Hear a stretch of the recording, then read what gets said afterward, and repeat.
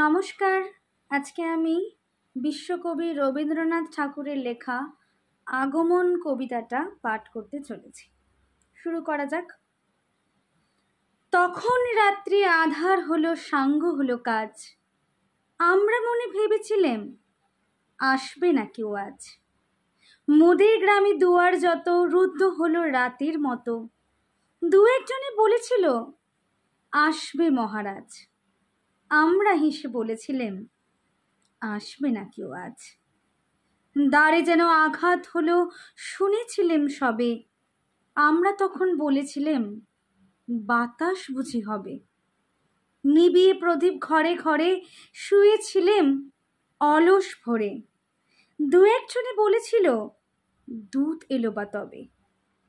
আমরা হেসে বলেছিলেম বাতাস বুঝি হবে। নিশীথ রাতে শোনা গেল কিসের যেন ধ্বনি, ঘুমের ঘোরে ভেবেছিলেম মেঘের গর্জনী।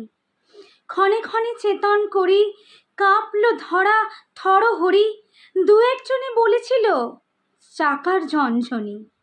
ঘুমের ঘড়ি কহি মোরা মেঘের গর্জনী। তখনও রাত আধার আছে, বেজে উঠল ভেরি, কে ফুকারে জাগো সবাই, আর করো না দেরি। বক্ষ পরে দুহাত চেপে আমরা ভয় উঠি কেঁপে, দু একজনে কহে কানে রাজার ধ্বজা হেরি। আমরা জেগে উঠে বলি আর তবে নয় দেরি, কোথায় আলো কোথায় মাল্য কোথায় আয়োজন। রাজা আমার দেশে এলো, কোথায় সিংহাসন।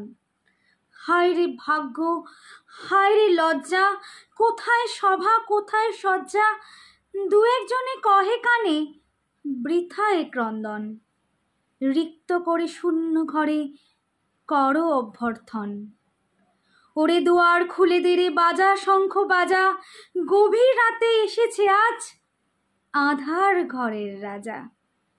বজ্র ডাকে শূন্য তলে, বিদ্যুতেরই ঝিলিক ঝলে, ছিন্ন শয়ন টেনে এনে আইনা তোর সাজা। ঝড়ের সাথে হঠাৎ এলো দুঃখ রাতের রাজা।